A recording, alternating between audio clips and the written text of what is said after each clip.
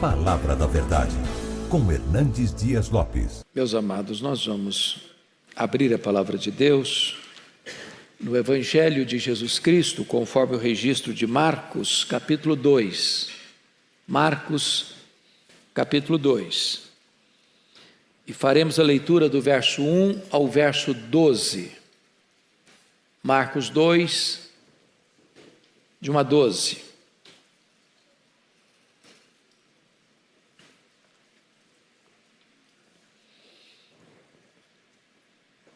Está escrito o seguinte: dias depois entrou Jesus de novo em Cafarnaum e logo correu que ele estava em casa. Muitos afluíram para ali, tantos que nem mesmo junto à porta eles achavam lugar, e anunciava-lhes a palavra. Alguns foram ter com ele, conduzindo um paralítico, levado por 4 homens. E não podendo aproximar-se dele, por causa da multidão, descobriram o eirado no ponto correspondente ao em que ele estava, e fazendo uma abertura, baixaram o leito em que jazia o doente. Vendo-lhes a fé, Jesus disse ao paralítico: filho, os teus pecados estão perdoados. Mas alguns dos escribas estavam assentados ali e arrazoavam em seu coração: por que fala ele deste modo? Isto é blasfêmia. Quem pode perdoar pecados, senão um, que é Deus? E Jesus, percebendo logo por seu espírito que eles assim arrazoavam, disse-lhes: por que arrazoais sobre estas coisas em vosso coração? Qual é mais fácil? Dizer ao paralítico: estão perdoados os teus pecados? Ou dizer: levanta-te, toma o teu leito e anda? Ora, para que saibais que o Filho do Homem tem sobre a terra autoridade para perdoar pecados, disse ao paralítico: eu te mando, levanta-te, toma o teu leito e vai para a tua casa. Então, ele se levantou e no mesmo instante, tomando o leito, retirou-se à vista de todos, a ponto de se admirarem todos e darem glória a Deus, dizendo: jamais vimos coisa assim. Eu gostaria de pensar com vocês sobre este tema: jamais vimos coisa assim.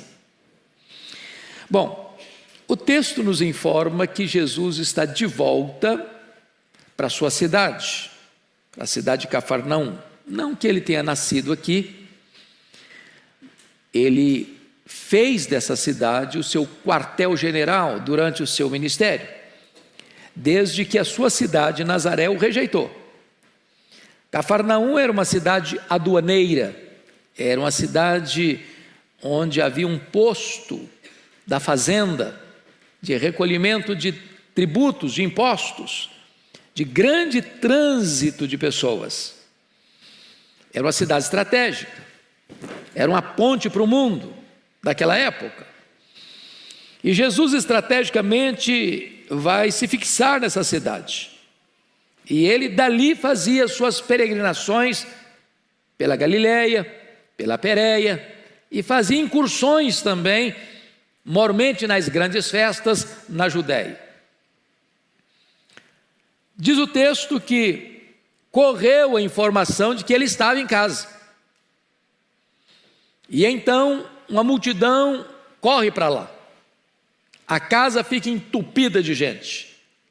À porta, uma grande barreira humana. Muita gente. E não consta que ele estivesse ali fazendo milagres. Ele estava ali, segundo o verso 2, anunciando-lhes a palavra. Ele era um mestre, ele era um pregador. Quando então diz a Escritura que havia um homem paralítico na cidade, e uns amigos, o texto nos informa, 4 homens, chegam à seguinte conclusão: esse paralítico precisa ser levado a Jesus. E eles creram que se aquele paralítico fosse levado a Jesus, Jesus podia curá-lo. E agora imaginem vocês, esses homens transportando esse homem rua fora. Os olhares, as censuras, as críticas, as perguntas, os questionamentos. O povo não sabe o que está acontecendo e para onde estão levando e por que estão levando.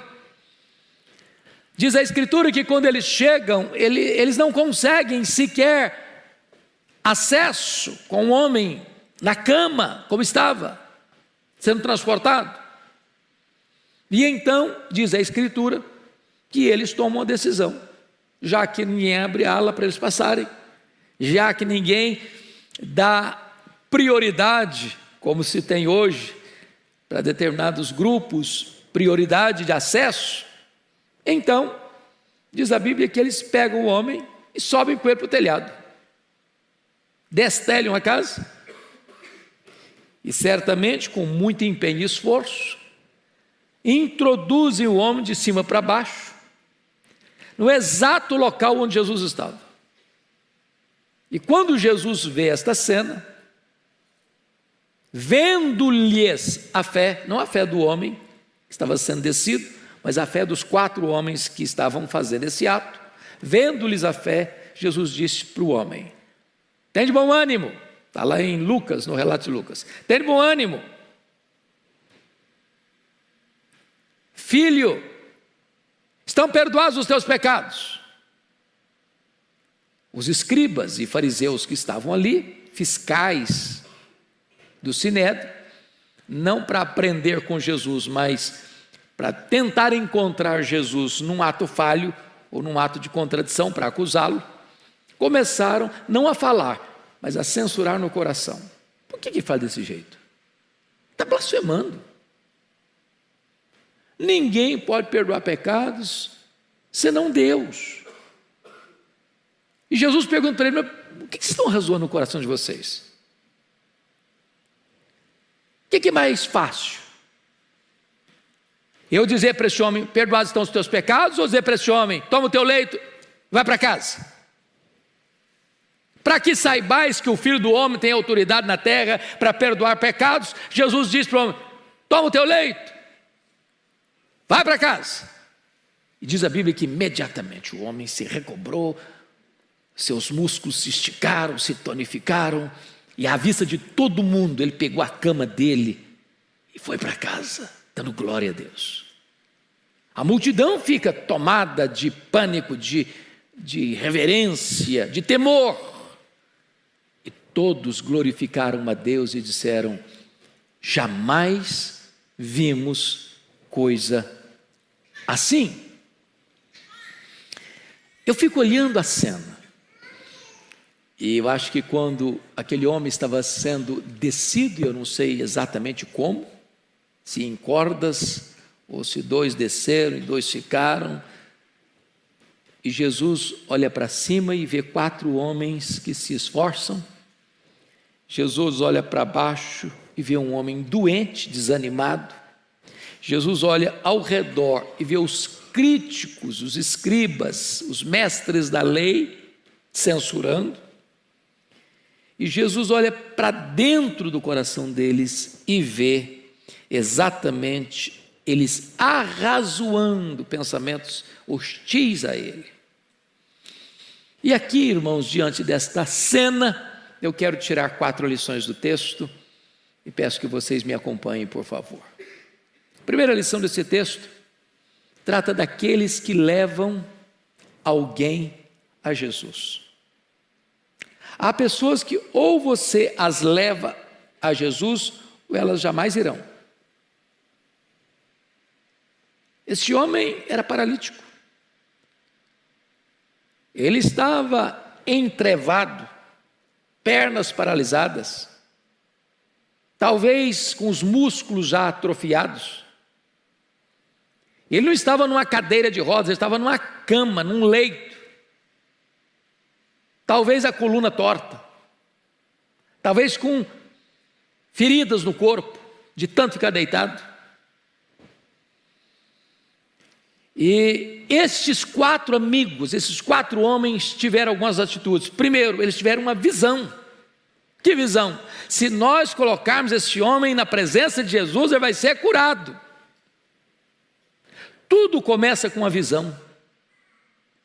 É o empreendimento seu, os seus negócios, é a sua empresa, é o seu casamento, é a educação dos seus filhos, é a sua vida espiritual. Você precisa ter uma visão do que você quer, do que você espera, do que você aguarda.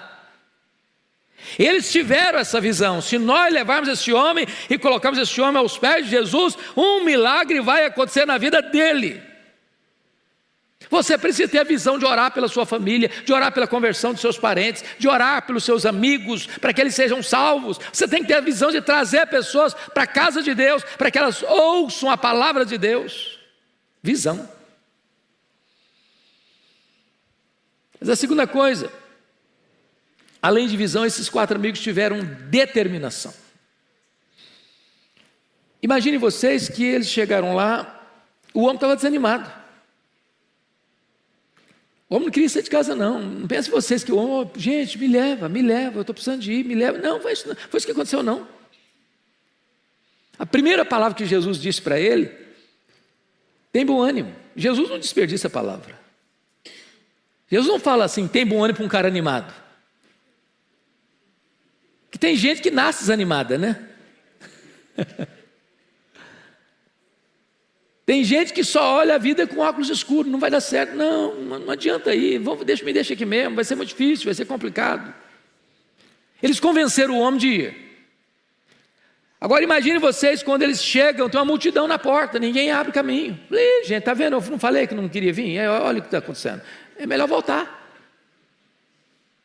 Não, você tem que estar na presença de Jesus. Não, mas como é que não vão? Não tem jeito. Tem jeito. Determinação. Gente, às vezes o caminho da bênção tem dificuldade, tem obstáculo, tem entrave. Não desanima não, no primeiro sinal de problema não, dificuldade não.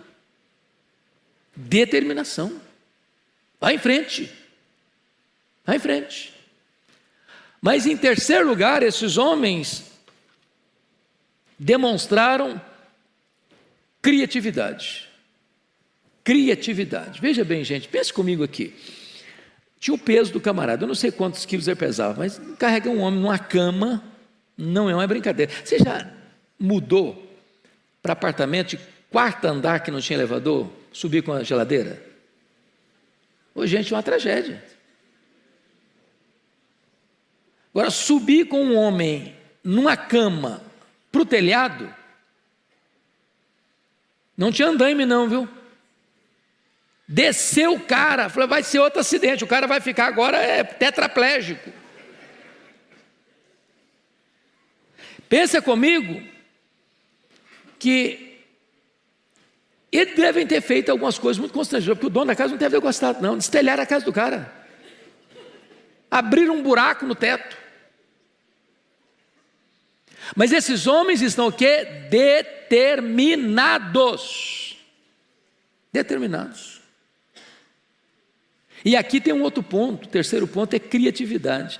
No manual de como levar um paralítico a Jesus, certamente não tinha essa cláusula lá. Olha, quando você chegar, a porta estiver cheia de gente, você sobe para o telhado. Não tinha. Há coisas na vida que você não vai encontrar uma fórmula, uma receita de bolo, como fazer. Tem que ter criatividade. Sabe o que significa isso, irmãos? Nós não mudamos a mensagem é imutável. Ela é única, ela é a mesma mensagem que os profetas pregaram, que os apóstolos pregaram, que Jesus pregou, que os pais da igreja pregaram, que os reformadores pregaram, que os nossos antepassados pregaram, é a mesma que nós pregamos, que os nossos filhos vão pregar amanhã, que as futuras gerações vão pregar no futuro. Não muda. Agora, método muda. Tem que ter criatividade. Hoje eu estava fazendo uma live com o pastor Arival nós estávamos conversando sobre a questão das mídias sociais. Que ferramenta fantástica!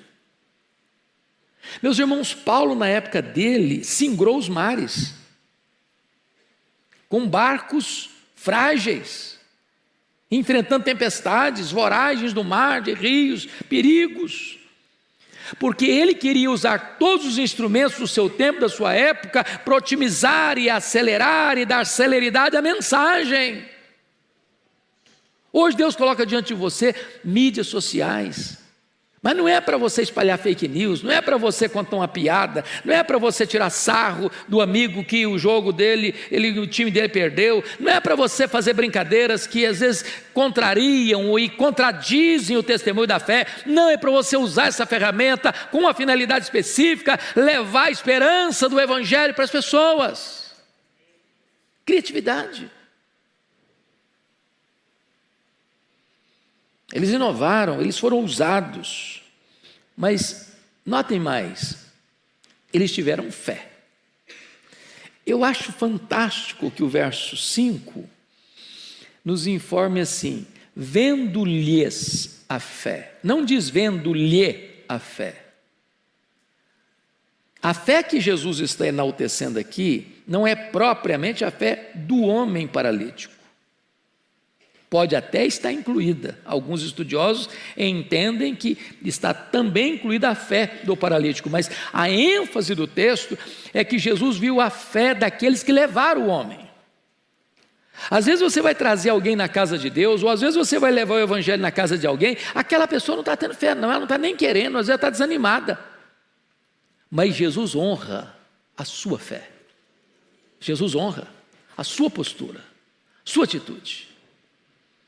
E você crê que se você levar seu marido, se você levar sua esposa, se você levar seus filhos, se você levar seus pais, se você levar seus amigos, o Senhor vai fazer um milagre na vida deles.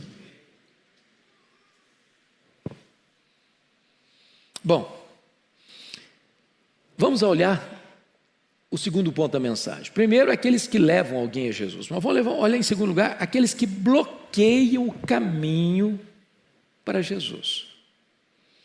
Quem está bloqueando o caminho? Olha aí o versículo 2. Muitos afluíram para ali, tantos que nem mesmo junto à porta eles achavam lugar. Agora olha o verso 4. E não podendo aproximar-se dele por causa da multidão, descobriram o eirado no ponto correspondente ao em que ele estava. Veja bem que a multidão podia ter sido mais sensível, não? Jesus não estava fazendo milagres ali, Jesus estava ensinando, pregando. Talvez aqueles que estavam à porta, ao verem aqueles 4 homens chegando com um homem paralítico, e eles sabiam que Jesus podia fazer um milagre ali, diziam, vamos deixar, gente, vamos abrir o caminho, vamos dar espaço, vamos facilitar, vamos ajudar. Aliás, se você ler a Bíblia, multidão sempre foi um problema às vezes. Lembra de Bartimeu, lá em Jericó? Bartimeu está gritando, Senhor, filho de Davi, tem misericórdia de mim, filho de Davi, tem compaixão de mim. A multidão diz, cala, cara, cala.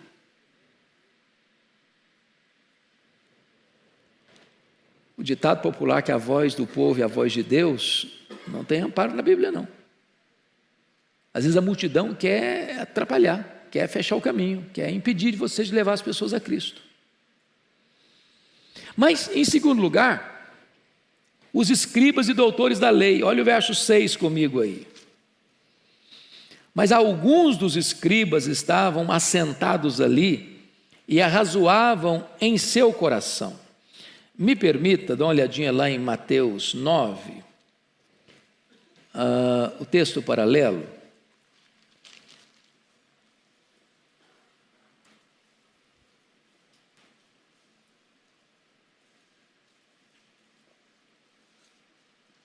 Em Mateus 9, a expressão é a mesma, mas alguns escribas. Mas Lucas 5, 17, está mais claro do que esse tanto de Mateus quanto de Lucas. Mateus com Marcos. Olha aí comigo. Veja você no verso 17. Ora, aconteceu que num daqueles dias estava ele ensinando, e achavam-se ali assentados fariseus e mestres da lei, vindos de todas as aldeias da Galiléia, da Judeia e de Jerusalém. Então, note vocês que esses fariseus e mestres da lei, que eram os escribas, eram os teólogos da época, eram os doutores da lei, eram os mais entendidos da palavra de Deus, eram os grandes representantes da intelectualidade teológica. E eles estão vindo de onde? Está escrito aqui, de todas as aldeias da Galiléia. Ô, gente, na Galiléia tinha 204 cidades pequenas, Jesus percorria, várias aldeias, e eles estão brotando todo lado. Gente da Galiléia, gente da Judéia, gente de Jerusalém, do Sinédrio. Eles eram uma espécie de fiscais da religião, eles representavam o Sinédrio. O Sinédrio era aquele que coordenava e fiscalizava a questão religiosa em toda a nação. E eles estão lá, como obstáculo. Primeiro, eles não eram ouvintes sinceros. Jesus estava ensinando, mas eles não estavam ali querendo aprender de Jesus, não. Eles não foram para lá porque eu quero aprender de Jesus, eu quero que Jesus seja o meu mestre, eu quero ouvir uma lição para o meu coração. Não, eles estavam ali como fiscais. É muito triste quando alguém às vezes vem para um culto, vem para a igreja, não para ouvir a voz de Deus, mas para criticar o pregador, para anotar uma frase, talvez não bem elaborada. Eles estavam ali para buscar ocasião contra Jesus. Vejam vocês que, em segundo lugar, eles estavam certos e estavam errados ao mesmo tempo. Por que eles estavam certos? Só Deus tem poder para perdoar pecados. A teologia está boa, é isso mesmo. Só Deus perdoa pecados. A igreja não perdoa pecados. O sacerdote não perdoa pecado. O Papa não perdoa pecado. O pastor não perdoa pecado. O concílio eclesiástico não perdoa pecado. Quem tem poder de perdoar pecado? Deus. Só Deus. Só Deus. Estão certos. No que eles estão errados? Eles não reconhecem que Jesus é o Filho de Deus. Eles não reconhecem que Jesus é o Messias. Eles não reconhecem que Jesus era o próprio Deus feito carne. Então, eles estão aí, certos num ponto, errados no outro, mas aí Jesus os apanha nas cordas das suas doutrinas. Por quê? Por que Jesus fez essa pergunta assim? O que é mais fácil dizer? Perdoados estão os teus pecados, ou dizer para esse paralítico, toma o teu leito e vai para casa? Por que Jesus disse isso? Está fora de contexto? Não. Na crença dos escribas, dos fariseus, havia uma espécie de relação de causa e efeito, de sofrimento, de pecado e sofrimento, de pecado e doença. Na mente deles, a causa era o pecado, a consequência era a enfermidade. Então, na cabeça deles, nenhuma pessoa podia ser curada sem primeiro ser perdoada. Por quê? Você só elimina a consequência se você elimina a causa. Jesus não corroborava com essa teologia, não. Lembra lá de João 9? Quando Jesus encontra aquele cego de nascença, e os discípulos perguntaram, mestre, quem pecou, ele ou seus pais, para que nascesse cego? E Jesus respondeu, nem ele, nem seus pais. Ele nasceu cego para que nele se manifeste a glória de Deus.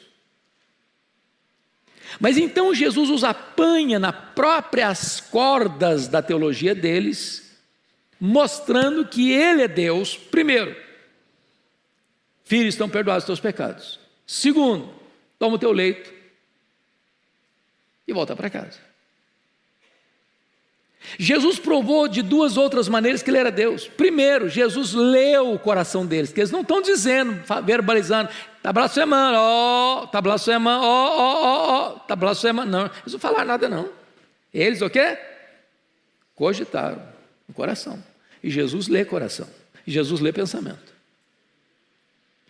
Mas Jesus não só perdoa pecados, Jesus não só cura, as duas coisas são obras de Deus, tanto curar quanto perdoar pecados. Mas Jesus lê coração, lê pensamento, isso também é de Deus, só Deus é onisciente. Mas Jesus prova que é Deus, quando ele mesmo afirmou, confira aí, capítulo 2 de Marcos, quando Jesus diz assim, versículo 10, ora, para que saibais que o Filho do Homem é um termo messiânico, usado apenas para Jesus, o Messias. Então Jesus deixa esses críticos numa situação de total embaraço, porque na cabeça deles o homem só podia ser curado se fosse primeiro perdoado. Como só Deus perdoa pecados e o homem foi curado, então eles têm que reconhecer que de fato Jesus é Deus. Bom, vamos então agora ao terceiro ponto. Primeiro, aqueles que levam as pessoas a Jesus. Segundo, aqueles que impedem as pessoas de chegar até Jesus. E terceiro, aqueles que são levados a Jesus. E destaco aqui três coisas. Primeiro, o paralítico foi cativo e voltou livre. Olha aí comigo o versículo 3, por favor. Alguns foram ter com ele, conduzindo um paralítico levado por 4 homens. Agora olha o verso 12. Então ele se levantou e no mesmo instante, tomando o leito, retirou-se à vista de todos, a ponto de se admirarem todos e darem glória a Deus, dizendo, jamais vimos coisa assim. Então ele foi cativo. Foi cativo do seu desânimo, foi cativo de uma autoestima achatada, por isso Jesus o chamou de filho, foi cativo da sua enfermidade, estava paralítico, e foi cativo dos seus pecados. O homem é cativo. O homem não pode libertar a si mesmo. Ele não pode curar a si mesmo, ele não pode perdoar a si mesmo, ele não pode sequer melhorar sua autoestima, ele não pode sequer resolver os seus problemas emocionais. Mas ao encontrar-se com Jesus, ele foi cativo. E voltou o quê? Livre. Segundo, o paralítico foi carregado e voltou carregando. 4 homens rua fora carregando o leito dele. E ele em cima. Quando chega o verso 12, ele não volta mais carregado, ele volta carregando o leito. Porque quando você tem um encontro com Jesus, o seu fardo é tirado, sua doença é curada, seu pecado é perdoado, sua vida é restaurada. E agora você é livre e você volta demonstrando o poder do milagre da cura na sua história. Você não precisa ser mais carregado, agora é você quem carrega. Terceiro, ele foi buscar uma bênção e voltou com 2 bênçãos. Isso é impressionante, irmãos. Às vezes o sofrimento leva o homem a Deus. Porque estava doente, ele foi levado a Cristo. Quantas vezes uma pessoa vai a Cristo por causa de um problema? É um casamento que está em crise, é um filho que está dando problema, é uma enfermidade grave, é um problema financeiro, é uma situação de tempestade na vida. E a pessoa recorre a Deus naquela angústia, naquela dor, buscando uma saída para o seu problema imediato. E quando chega, encontra mais do que uma saída do problema imediato. Encontra perdão, encontra salvação, encontra a vida eterna, encontra a alegria da salvação em Cristo Jesus. Hoje cedo eu estava em Vitória, embarcando aqui para São Paulo. Eu estava entrando no avião. Veio um homem, deu um abraço apertado, disse, meu sonho era encontrar o Senhor. Eu preciso dar um testemunho. Minha vida estava arruinada, Eu estava completamente quebrado pela vida, com a família destroçada, quando um dia eu escutei uma mensagem. E essa mensagem mudou minha história, mudou minha vida, salvou meu casamento, salvou minha família. E hoje eu sou um servo de Deus e a minha família serve a Jesus. Eu precisava encontrar você para dar essa notícia. Às vezes você vai a Jesus ligando o seu televisor ou entrando num programa evangélico de madrugada ou assistindo uma mensagem na hora de desespero. Você quer resolver aquele problema. E Jesus, além de resolver aquele problema, resolve todos os problemas da sua vida, porque salva você para toda a eternidade.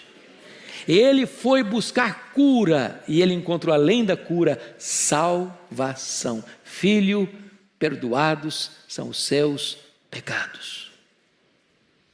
Mas aí quem tem a última parte dessa mensagem, meus irmãos? Primeiro, os que levam as pessoas a Cristo. Segundo, as pessoas que atrapalham as pessoas de chegar a Cristo. Terceiro, os que são levados a Cristo. Em quarto lugar, a intervenção de Jesus àqueles que são levados a Ele. O que Jesus fez com esse homem? Chama a sua atenção para o fato de que Jesus fez 4 milagres na vida desse homem, 4 curas diferentes na vida desse homem. Em primeiro lugar, Jesus curou o paralítico emocionalmente. Está lá em Mateus 9:2, que é o texto paralelo. Só aparece em Mateus essa expressão. E eis que lhe trouxeram um paralítico deitado num leito. Vendo-lhes a fé, Jesus disse ao paralítico: tem bom ânimo. Essa expressão tem bom ânimo, só Mateus registra. Aqui eu examino a cura emocional. Tem gente desanimada. Parece que já nasce desanimado. Outros problemas fizeram dessa pessoa uma pessoa desanimada. Ela já não acredita mais. Ela já jogou a toalha. Já entregou os pontos. O camarada está sendo transportado rua fora, subir com ele para o telhado, abrir o telhado, descer com ele onde estava Jesus, o cara está desanimado. Todo mundo está acreditando que a coisa vai acontecer, ele não está. Você conhece gente assim? Aí Jesus disse para o cara: tem bom ânimo, cara, tem bom ânimo, vai dar certo, vai acontecer. Jesus, antes de curar o camarada fisicamente, cura o indivíduo emocionalmente. Talvez você veja aqui hoje precisando de uma cura emocional. Tirar esse nevoeiro da sua mente. Tirar os óculos escuros, que às vezes a gente só anda de óculos escuros. Tudo está cinzento, tudo está escuro, nada parece que vai dar certo. Você já aposta no fracasso, você já faz provisão para o fracasso. Tem bom ânimo. Tem bom ânimo. A segunda cura que Jesus faz para esse homem, Jesus o curou psicologicamente. Vamos voltar para Marcos 2. Olha o que Jesus disse para ele. Versículo 5. Vendo-lhes a fé, Jesus disse ao paralítico: filho. Essa expressão é maravilhosa. Filho. Vocês se lembram lá de João, capítulo 21, os discípulos acovardados, né? E Pedro, ao chegar na Galileia, não encontra Jesus lá, e ele diz para os seus colegas assim: eu vou pescar. E ele está dizendo: olha, fim de linha para mim, eu vou voltar para as redes, vou voltar para o passado, vou recomeçar o que eu deixei lá atrás, porque para mim não tem mais jeito mesmo. Meu sonho acabou, meu futuro acabou, meu projeto de ser discípulo terminou, então vou voltar para as redes. E quando Jesus se dirige a eles a 100 metros de distância, disse: filhos, filhos. Que palavra! Para quem está fugindo, para quem está desanimado, para quem está desistindo, para quem está jogando a toalha. Filhos. Jesus chamou esse homem de filho, para curar a psique dele, para curar esse mundo psicológico turbulento, cinzento, nebuloso. Filho, o que Jesus está dizendo para esse homem é o seguinte: você tem valor. Você está doente, você está numa cama, você está desanimado, você tem valor. Eu estou te chamando de filho. É o termo mais doce, é o termo mais amável. Tem nessa palavra mais de 1 tonelada de graça. Filho, filho. Mas em terceiro lugar, Jesus cura esse homem espiritualmente. Jesus diz aí, olha comigo, confira aí, versículo de número 5. Filho, os teus pecados estão perdoados. E eu acho isso maravilhoso, que o homem não chegou para Jesus: Jesus, olha, eu sou um miserável pecador, então o Senhor me perdoou. Não, o homem nem confessou o pecado, Jesus está perdoando. Oh, graça maravilhosa. Os teus pecados estão perdoados. Meus irmãos, não tem palavra mais libertadora do que essa. Porque a maior tragédia da nossa vida é o pecado. Pior do que a doença. Pior do que a pobreza. Pior do que a perseguição. Pior do que a própria morte. Todos esses males não podem nos afastar de Deus. O pecado afasta, no tempo e na eternidade. Feliz é aquele que pode escutar de Jesus: teus pecados estão perdoados. Você não precisa mais carregar essa culpa, esse peso, esse chicote da consciência, esse tormento. Não tem colchão suficientemente macio para quem está atormentado pelos seus pecados. Não tem travesseiro de pena de ganso que dê jeito para a sua cabeça atormentada pela culpa. Mas esta palavra é doce, é libertadora, é restauradora, traz paz. Filho, os teus pecados estão perdoados. Está resolvido. Está resolvido. Não tem mais peso, não tem mais culpa, não tem mais condenação, não tem mais juízo, não tem mais inferno, não tem mais susto das acusações do diabo. O sangue de Jesus purifica de todo pecado. Não importa o que você fez, não importa quão longe você foi, não importa quão profundamente você caiu, não importa quão acorrentado você ficou no cipoal do diabo, Jesus está dizendo para você hoje, aqui nesta noite: filho, os teus pecados estão perdoados. Vida nova, recomeço na presença de Deus. Mas finalmente, Jesus cura esse homem fisicamente.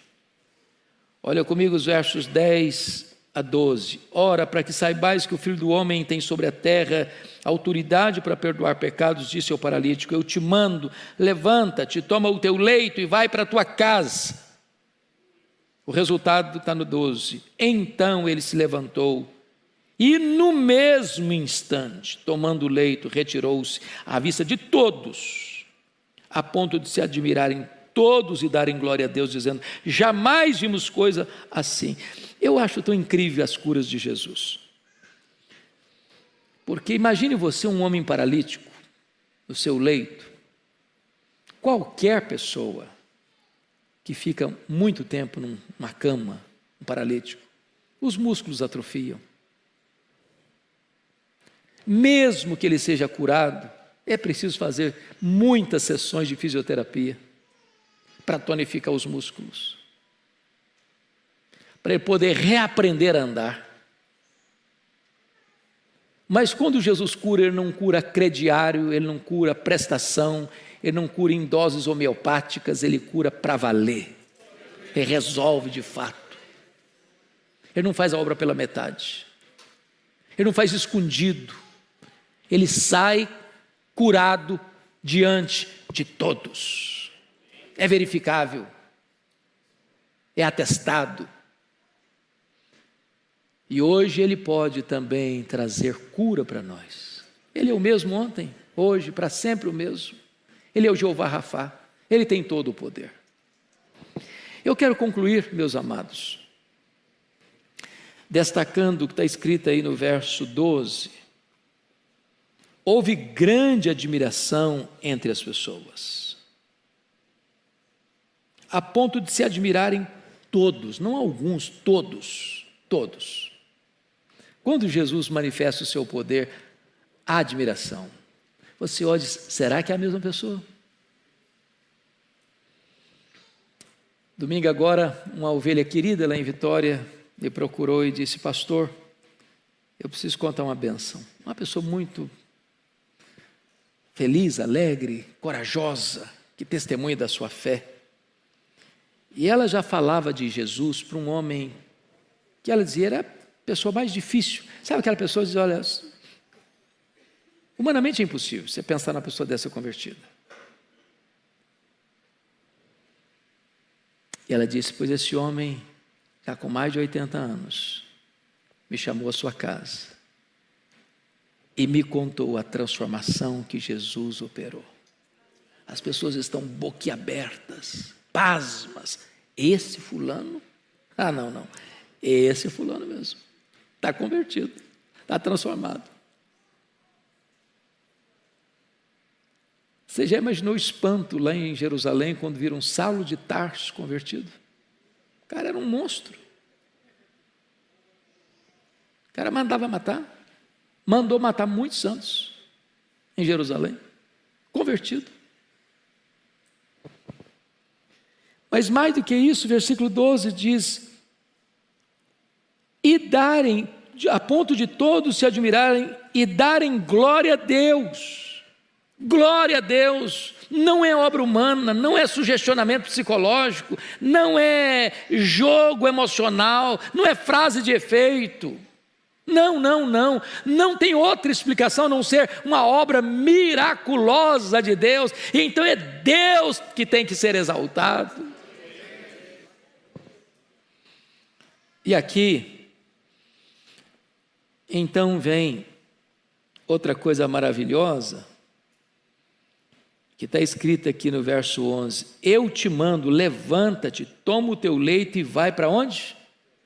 Para a tua casa. É restituição à família. Até hoje você foi uma preocupação para a sua família, até hoje você foi motivo de angústia para a sua família, até hoje você não pôde ajudar a sua família, você não pôde prover para a sua família, agora volta para a sua casa, volta para a sua família, para você ser motivo de alegria, para você ser patrocinador, para você ser provedor, para você ser uma bênção. Talvez você veja que hoje alguém na sua casa traz choro e dor na sua família, pois Jesus pode fazer um milagre e essa pessoa pode voltar para casa, para a família, para ser motivo de bênção e de alegria. E a conclusão não podia ser outra, todos dizendo, jamais vimos coisa assim. O outro evangelista diz, hoje vimos milagres. Esse mesmo Jesus está aqui hoje. Está aqui hoje. E Ele pode fazer as mesmas coisas.